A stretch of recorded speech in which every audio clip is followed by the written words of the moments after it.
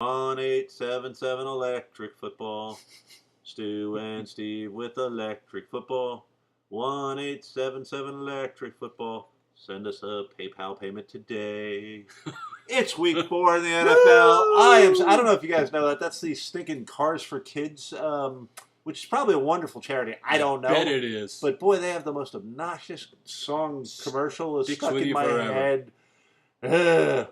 Anyway, what are we talking about? We're talking about the NFL. We're Whoa. talking about week 4. We are talking about teams with byes, and that's the Bengals, the Browns, the Broncos, the Rams, the Cardinals, the Seahawks. Most of the B teams, they got a bye. What we have around here, after we all say goodbye to Derek Jeter. Bye, Derek. Bye, Have a good Derek reign Jeter. on Thank God. Retire already. what we have here is a failure for Stu to communicate. So we're going to let him go. Okay, first of all, this is Thursday, so we're taping a lot later. We apologize to those who were expecting to see this 2 days ago. Yeah, people were dying. Yeah, I was getting a phone call. Anyway, it's the Giants and the Skins. They kick off in about 2.5 hours here. It's an interesting game because both teams put together good games last week. Even though Washington lost, they played a heck of a game. The Skins shut down the running game of the Philadelphia Eagles. And can they stop Rashad Jennings, who had a monster day for the Giants last week? There's a lot of injuries on the Washington's defensive side, and that could hurt them. But I am going to take the home team here. I'm taking Washington. Well, the home teams have done remarkably well on the early Thursday night games. I think you hit upon it right there. If they're able to stop LaShawn McCoy, I believe they're going to be able to stop Rashad Jennings. I would hope so. He had a great game. That puts the ball in Eli Manning's hands, and that puts the ball probably in Kirk Cousins' hands, who's having a great. If you're RG3, you're looking at your legs. You're going like heel. Threw for over 400. Threw for 3 touchdowns. First Redskins quarterback to do that since Mark Rippon. But home field is huge, and the ability to stop Rashad Jennings, I believe the Redskins have that. I'm taking the Redskins too. Okay, cool. Next game is Packers and the Bears. What do you got? This is a tough call. I know. I beginning of the season, I would have thought Packers easy. That has not really played out.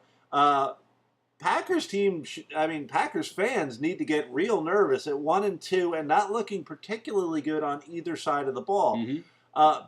The Bears failed to put away the Jets, which they really should have, based on Geno's early just malfeasance. His malfeasance. Look it up, it's word. I got some malfeasance for you. Anyway, I do like the Bears' big receivers to be able to take advantage of the pack, especially if Brandon Marshall is better, because he clearly wasn't himself last week. I like him to grind out a win here against the Packers. The Bears are showing that they're resilient, and they haven't done that in a long time. The Packers are showing some fission right now. There's been some stuff on TV that I've been watching. Aaron Rodgers is not coachable. Did you say fission? Fission. Fission and malfeasance. We're throwing the vocab. That's right, because I had time to write this because it's Thursday. Anyway, Aaron is evidently uncoachable and not a very nice guy to work with. So with a losing record, the Green Bay Packers have some issues going on in the locker room. Heard he's just not a good dude. So I'm taking the Bears here to exploit the Packers' weak secondary. I did read today Marshall's questionable, but I'm certain he'll play. Okay. I'm taking the Bears. We have Bills at the Texans. Mm-hmm. And this is a battle of surprising 2-1 teams. Surprising to me because I had the Texans already at 3-0. Yeah. And J.J. Watt broke through for that early where he basically knocked Manning's legs out with his one big giant tree trunk arm. It was unbelievable. And then their defense just fell apart, which was really surprising to see Rashad Jennings do what he did against them. The Bills have a strong running game. They may be able to copy the Giants' blueprint there. Yeah. So I'm going to go with an upset in my own mind. I don't know what the spread is, but an upset in my own mind, and I'm taking the Bison. Interesting. Me too. Ryan Fitzpatrick is playing against his former team, so the Harvard boy comes home to Houston against Buffalo. I just don't think EJ has seen J.J. Watt up close, so EJ is going to meet J.J., and I think he's going to meet him often. I trust the Buffalo ground game more than I trust the Houston aerial attack, and that's the reason I'm taking Buffalo here, even though they're a road team. I think they're the stronger of the two teams. All right. Titans, Colts. Titans got mauled by the Bengals. Close losses to the Broncos and Eagles don't diminish what the Colts are capable of to me. Those two losses, chalk them out. Anybody could have those two losses. Somebody smarter than me, and I wish I could tell you who it was, but somebody smarter than me, and there's a lot of you out there, said that the Jaguars are so bad that stats should not count against them. Like, if you put up 400 yards against the Jags, they just wipe it from the record book. And I kind of agree with that. So it's hard to say what the Colts really are capable of, but they are capable of beating the Titans. I'm taking the Colts pretty easy in this one. Yeah, I think this is a second win for Andrew Luck. Locker and Walker didn't practice today. I don't know what their issues. I think Locker's a shoulder and Walker is just being a Titan. And Tennessee looked lifeless against Cincinnati last week. I just don't see them doing much against a Colts team who started out 0-2 and needs to get to 2-2. I think it's a no-brainer, and I'm taking the Colts. Yeah, and the Colts are home. Yeah. So we have the Panthers at the Ravens, and normally cats eat birds. I mean, that's nature. Rarely does a bird turn around and eat a cat. Unless it's a hawk or an eagle. A big eagle might be able to, a little kitten. I don't know. Supposedly, an owl once swooped down out of the Maryland woods and took my friend's toy poodle. Really? I don't know if that's a true story or not. That's a good thing, though. Craig from my college said he was calling his dog in, and there was flap, flap, flap, and the little toy poodle was gone. Must end the toy poodle thing today. Anyway. Call now. I don't know what happened to the Panthers D last week. The Ravens talk about coming back to the teams you used to play for. The Ravens bring back an angry, angry man in Steve Smith. Mm-hmm. But he's also a remarkably productive man and has. Why'd they get rid of him? What's that? Why'd they get rid of him? I don't know. Maybe Face of the franchise. Maybe it was the anger issues. But I do like the Birds to beat the Cats. I think Newton's ribs are still a factor here, and the Ravens are a hard-hitting team, and that could be a factor very early in the game. Ravens are playing pretty good football right now. I think the Boyds tamed the Panthers here by shutting down Kelvin Benjamin, who's really the only offensive threat Carolina has going for them. So I think if they stop Kelvin Benjamin and force the other mediocre players on the team to step up, it'll be a pretty. I think Ravens eat Panthers. Eat some Panthers. We've got Lions at the Jets.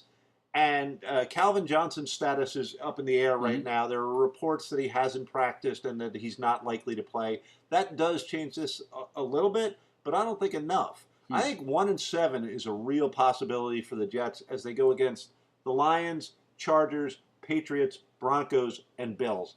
I think if I'm Rex Ryan, I'm scared for my job. Desperation and a home crowd might allow them to steal one. Geno needs to be a lot more consistent. I'd much rather see him throwing it away or throwing back in the end zone, fourth down, desperation heave. I'd rather see him throw it, short, right at the goal line than the back of the goal line. You got to give your receivers a little bit of a chance to make a play. Right. I think that between the Lions' offensive weapons with or without Calvin Johnson, and with the Jets' fragile mental state should they fall behind, I think the Lions win this game. I think common sense tells me that the Lions should win this game, but the Lions are never the same outdoors, so that allows questions when they're playing anybody, especially the Jets. Jets secondary is allowing a lot of completions though, and I just don't think they have a lot of weapons in a close game. So if it's close, I'm taking the Lions here. I think it's going to be close. I didn't realize, Megatron might not be playing. I don't think it factors in a lot, but I still thought it was going to be a close game to begin with. Take the Lions. The Jets also seem to have trouble figuring out who their best players are and keeping them on the field. So is Chris Johnson your running back? Is Chris Ivory, who right now I would go with Chris Ivory. I hope so. He's my new fantasy running back. But in the last important drive, all of a sudden Bilal Powell is in there. That's coaching, though. Yeah, and as we always say, Rex is a great defensive coordinator. Yep, he stopped his own offense. All right, so we go to the Bucks at the Steelers, and I got to tell you, the Steelers are doing better this year than I thought they were going to. Me too. They've got a little bit of double trouble last week with Le'Veon. I still have trouble saying that. Mr. Bell. And LeGarrette Blount, the L's. Yeah. The LBs, if you will. And that may be enough to sink another LB, the Lovey boat. Which, boy, if they don't step up right now, I think they're making a change to Mike Lennon. I think they get Doug Martin back this week. If they don't step up and get a win now, that could go really fast down to the bottom of the ocean. So I am going to take the Steelers to just do what they did last week and pound out a win against what I thought was going to be a good defense, but so far hasn't been. Yeah, the Bucs are injury depleted. They've got a lot of injuries on that team, and Pittsburgh's playing good ball. Antonio Brown makes some sweet catches. I don't know if you saw that one in the corner of the end zone last week. Just a gorgeous catch. And Bell will, probably run like a devil against Tampa Bay. I don't know how much is left in the Buccaneers tank after that mauling last Thursday against Atlanta. I mean, if that's what the rest of the season is going to look like, Lovie Smith's in for the long haul. But the Bucs weren't good going into the season. I know you were high on them, but they weren't good to begin with. So it's not surprising to me that they're terrible. That terrible that they were last week. I don't think they're that terrible against Pittsburgh. But Pittsburgh wins. Not many teams are that terrible on a consistent basis. We call those teams the Jaguars. True. Speaking of teams that are having sort of a terrible start, we go to the Dolphins at the Raiders. Both teams not what I would call championship contenders. Well, London is saying, geez, we gave you the Beatles. This is what you send back? That Joe Philbin, he no like Ryan Tannehill right now. Me no like a Ryan Tannehill. Talk to me. Tell me why. What's going on? I haven't really seen much of him. Well, besides the poltergeistian reason that we built a stadium on top of an Indian burial ground in 1985, kind of explains it all now to me, doesn't it? The fact of the matter is, the coaches on the Dolphins are not playing to the strengths of the guys on the team. They brought in Bill Lazor to run a Philadelphia Eagle-like offense. We don't have Philadelphia-like talent. Tannehill, you know what? He's just not a long ball thrower, so that takes away any kind of deep threat that Mike Wallace might give you. He's either overthrown or underthrown, but he's never hitting Wallace in the hands. Losing Sean Moreno didn't prove to be a factor last week because Lamar Miller ran like a madman too. Problem is, they're not playing the talent that is on the team with the offense and the defensive schemes they're playing. We have no linebackers. Our defensive line is very good, but we're not built to win. And I think Philbin could very much be out of a job on Sunday if they lose to the Raiders here. And I think it's a good possibility. Wow. I'm going to take the Raiders because at least the Raiders look like they were trying last week. It is interesting to see when the Dolphins line up 4 defensive linemen and 4 DBs and just no linebackers. Mm-hmm. They just forget sometimes. We're allowed more players out there? They had Cameron Wake in the end of the game trying to cover somebody out of the backfield. He's your best pass rusher. Put a linebacker. Put a DB on that guy. It was an easy touchdown. All right. That's on the coach. Speaking of the Jags at the Chargers, and the Chargers have a 1-point loss to the Cardinals and convincing wins over the Seahawks and the Bills. Do I need to go any further with this? Yeah, I will. Okay. Rivers has 6 TDs and only 1 interception so far. He's only been sacked about 3 or 4 times. The Chargers are playing well above the level I thought they would. The Jaguars are playing horrible. They need Blake Bortles to go out there and give them hope. He's not going to give them a win. Don't get crazy now, folks. He needs to go out there, have a decent game, the kind of games that Derek Carr has been having. Mm-hmm. I honestly am fairly impressed with Derek Carr so far. Not implode, not get wrecked physically out there, not take 7 sacks or something like that, and make a couple of big throws and give them some hope. But they're not going to win this game. It's the Chargers. No, and first of all, Bortles gets his first start, and he threw 2 picks in mop-up duty last week. But I think he's a very, very good quarterback, and I think we're going to be talking a lot about him next season. They're putting him on the worst team and the worst possible opportunity to start against a Chargers team that is playing very good football. Phillip Rivers, I expected him to have a good year this year. I don't know why. I just had a sense that he'd have a bounce-back season. He's throwing 3 touchdowns a game at home. This should be at least a 10-point win for the Chargers, at least. All right. Eagles at the 49ers, or, as I now call him, Jeff Lurie, my best friend. Buddy Jeff. Jeff, what? I actually got a chance to meet Jeff Lurie very, very briefly and shake his hand, and he was incredibly gracious and friendly and nice, so that was very nice. Anyway. And he's a big fan of the show. Here's I wish he had said something along. He didn't recognize me. Let me tell you that much. Hey, you're that. No. Hey, you're that bald guy. Breaking Bad? Yes, I'm Brownsenberg. Anyway, weird combination here because you have the Eagles that like to fall behind early and come back late, and you have the 49ers who have done nothing in the second half of games, including I don't think they've scored in the fourth quarter. Wow. And I think they have 3 points in the second half of all their games. Somebody out there can tell me if I'm wrong, but I can tell you this. Eagles start slow, come on strong. 49ers start strong, disappear. Bad combination for the 49ers this week. I think the Eagles are really onto something. I think they go 4-0. That one's for you, Jeff.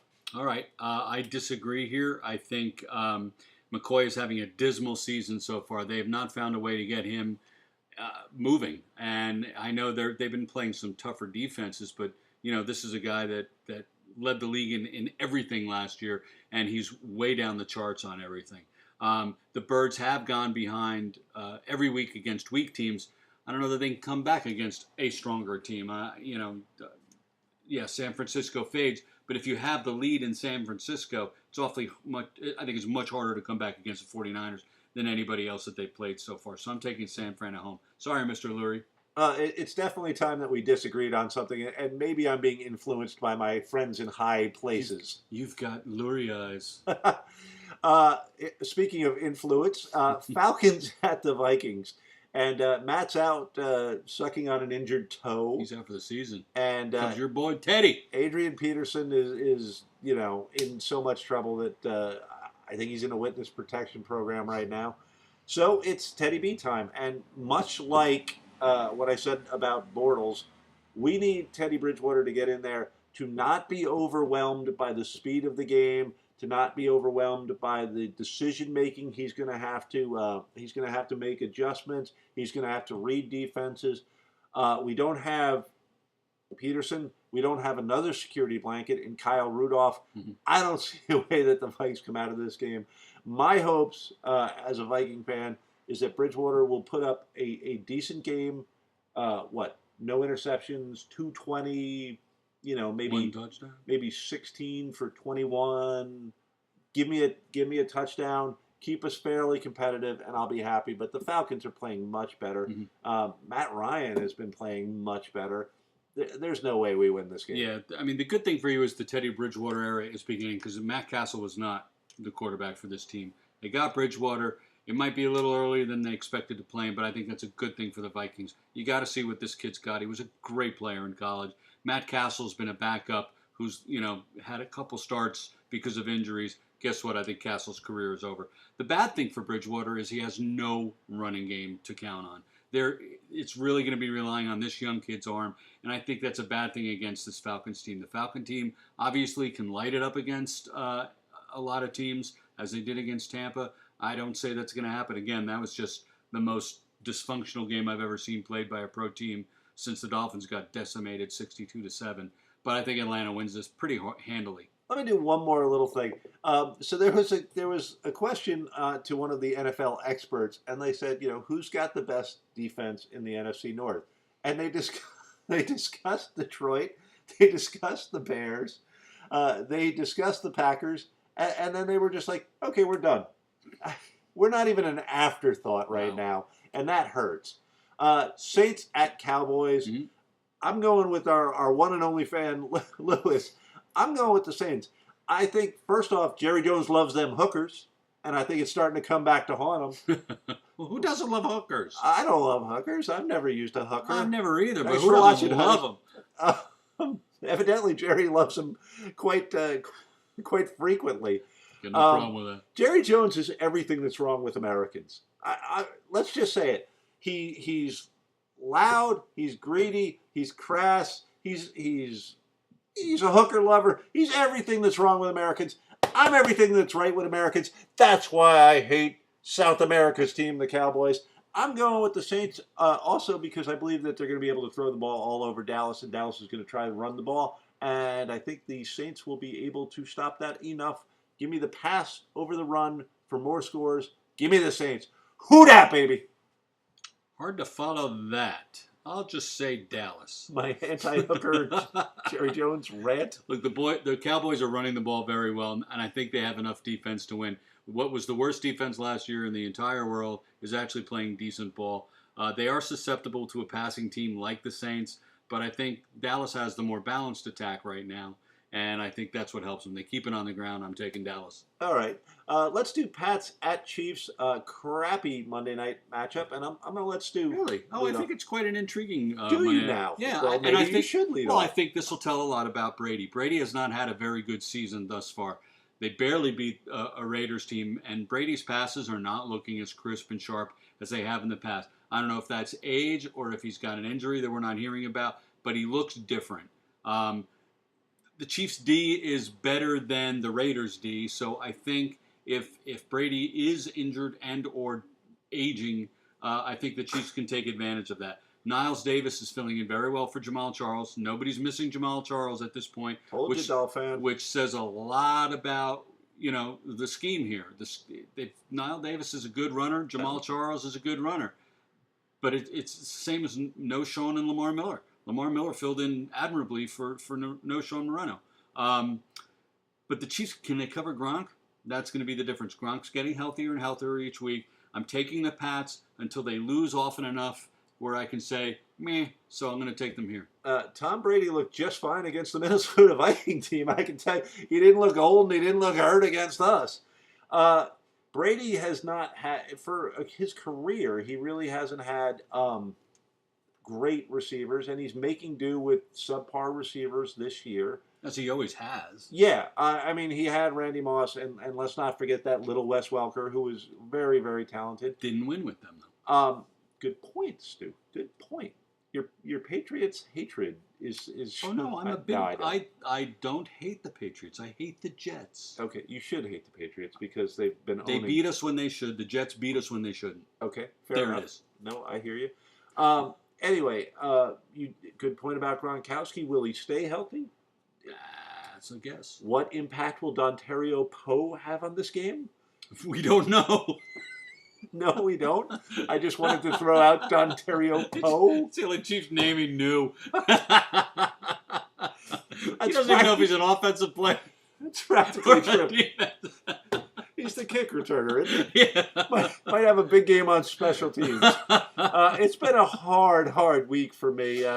We've been doing events with my company, and I'm a mess. I'm going to take the Patriots based on reputation and because of what Stu said. We love you, the 4.5 fans of electric football, and we're going to be here for you, even if it's late, even if it's a Tuesday or a Thursday. What day is today? Thursday. I don't freaking know. Third base. Goodbye, Derek Jeter.